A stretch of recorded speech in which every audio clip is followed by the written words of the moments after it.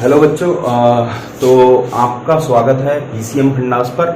और जो आज का टॉपिक हम डिस्कस करेंगे बेटा वो है आपका कॉनकेव मिरर।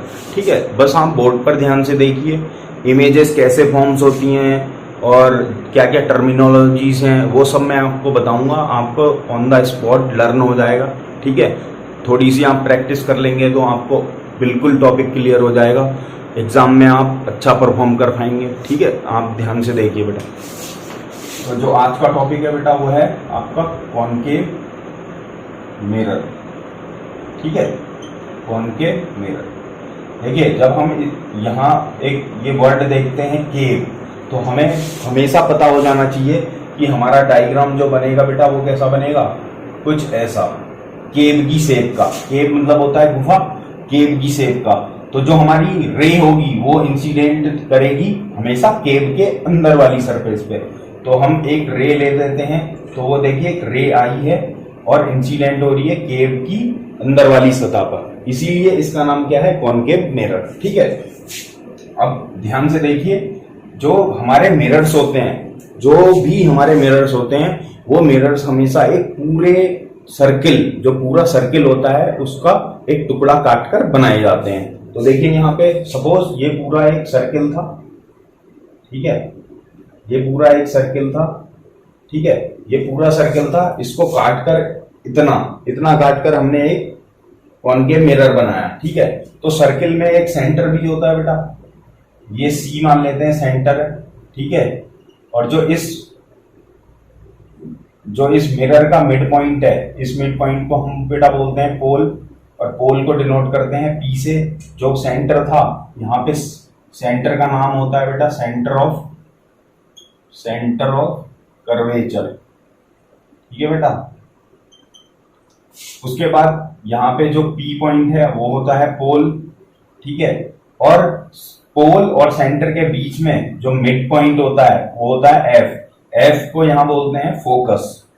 ठीक है, क्या बोलते हैं, फोकस। ठीक है, अब जो पोल से और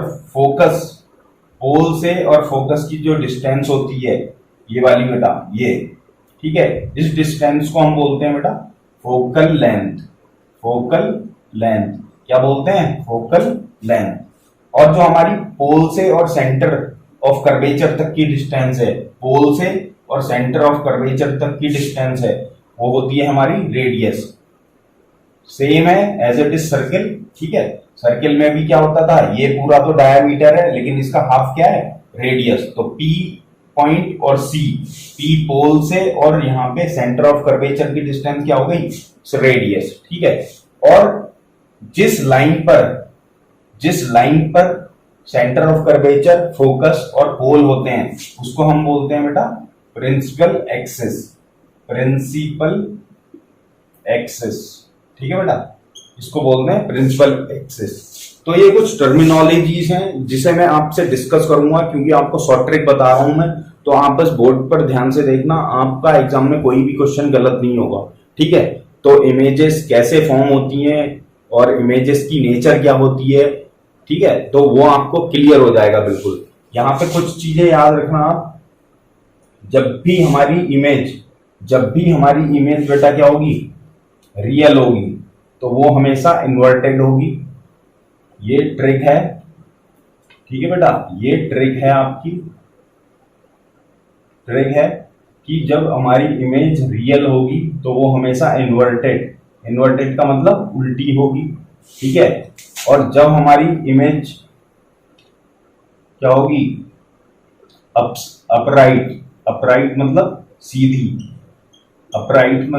होगी, तो वो हमेशा इमेजिनरी होगी। इमेजिनरी मतलब रियल में नहीं बनेगी। ठीक है, ये दो चीजें आपको याद रखनी है। ठीक है, अब देखिए कैसे आपको ट्रिक याद रखनी है। ये सबसे पहले आप ये ध्यान रखना बेटा, ये जो ट्रिक है केवल और केवल किसके लिए है, कॉनकेव मिरर के लिए है। ठीक है, जो टॉपिक डिस्कस कर रहा हूं उसी की शॉर्ट ट्रिक भी बता रहा हूं आपको, आप बस देखिए ध्यान से। यहां पे सबसे पहले आप एक कॉनकेव मिरर बना लीजिए। ये आपकी प्रिंसिपल एक्सिस हो गई, ये आपका क्या हो गया बेटा, पोल, ये हो गया आपका फोकस, ये हो गया आपका सेंटर ऑफ कर्वेचर सी। ठीक है, और ये है इनफाइनाइट पॉइंट।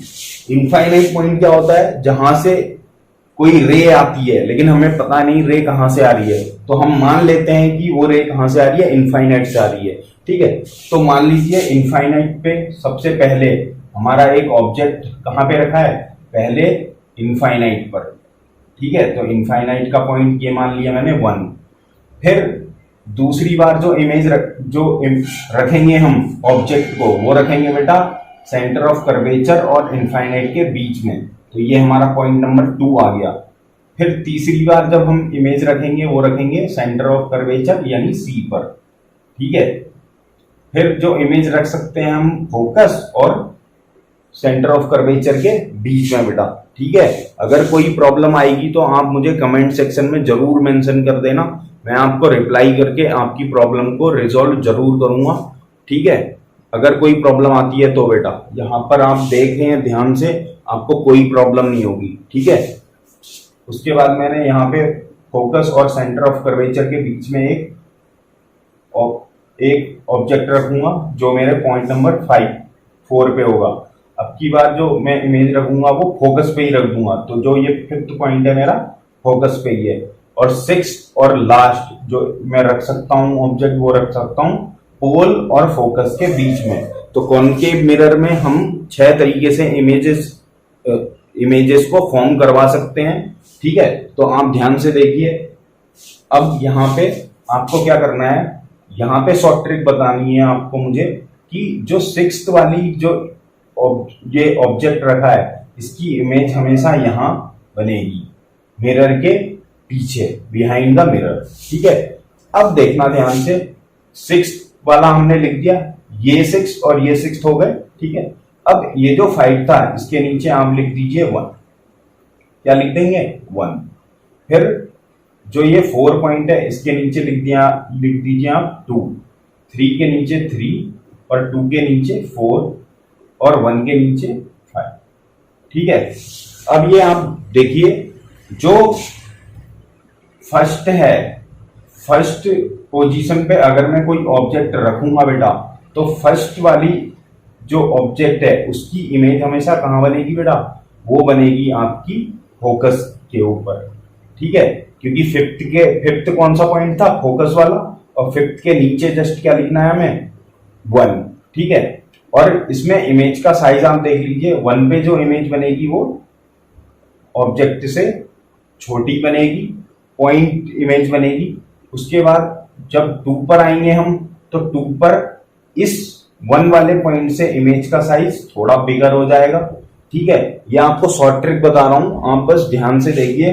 अगर कहीं पे कोई डाउट हो तो प्लीज मुझे कमेंट सेक्शन में मेंशन जरूर कर देना, मैं दोबारा से इसको डिस्कस कर दूंगा। ठीक है, अब जब नंबर 3 पर आए हम, तो 3 वाले पॉइंट पे हमेशा जितनी बड़ी हमारी क्या होगी बेटा, जितनी बड़ी हमारी ऑब्जेक्ट होगी उतनी ही बड़ी हमारी इमेज भी बनेगी।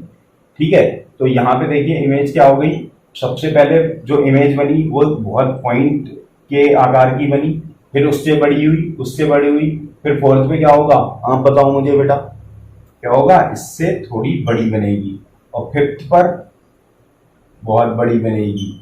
ठीक है, और 6th पॉइंट पर जो इमेज बनती है इसके लिए एक स्पेशल चीज है, देखिए ये हमेशा सीधी बनती है और बहुत बड़ी बनती है। किससे? ऑब्जेक्ट से। जो मैं बड़ी छोटी कर रहा हूं बेटा वो किसकी तुलना में है, ऑब्जेक्ट से छोटा है, ऑब्जेक्ट के बराबर है इमेज, या ऑब्जेक्ट से बहुत बड़ी है। ठीक है, तो देखिए मैंने आपको बताया था जो इन्वर्टेड इमेज होंगी वो हमेशा रियल होंगी। यहाँ पे शॉर्ट ट्रिक मैंने आपको क्या बताई थी, जो भी इमेज इन्वर्टेड मतलब उल्टी होगी वो हमेशा क्या होगी बेटा, रियल होगी। तो यहाँ पे देखिए ये जितनी भी इमेजेस हैं वो कौन सी हैं, इन्वर्टेड हैं, और इन्वर्टेड हैं तो ये इमेजेस कैसी होंगी बेटा, रियल होंगी। ठीक है, ये आपको याद हो गया पूरा। और जो 6th है, 6th पे देखिए इमेज कैसी बन रही है, अपराइट मतलब सीधी बन रही है, तो क्या होगी, ये इमेजिनरी होगी। ठीक है बेटा, अब इमेजिनरी होगी, ऑब्वियस सी बात है क्योंकि मिरर के पीछे बन रही है। ठीक है, इमेजिन करते हैं हम ये। ठीक है, इसके बाद में आपको जो रियल में बनती है इमेजेस वो बता दूंगा, ठीक है। तो आपको कॉन्सेप्ट क्लियर हो जाएगा बिल्कुल, ठीक है। तो आई होप आपको ये समझ में आया होगा। अगर ये वीडियो आपको बहुत अच्छी लगी है या यूजफुल लगी है तो प्लीज मेरे चैनल को सब्सक्राइब, लाइक और इस वीडियो को ज्यादा से ज्यादा शेयर करें, जिससे मेरा मोटिवेशन बढ़े और मैं आपके लिए ऐसी शॉर्ट ट्रिक्स और बहुत अच्छे अच्छे वीडियोस बनाऊं। Thank you so much for watching this video.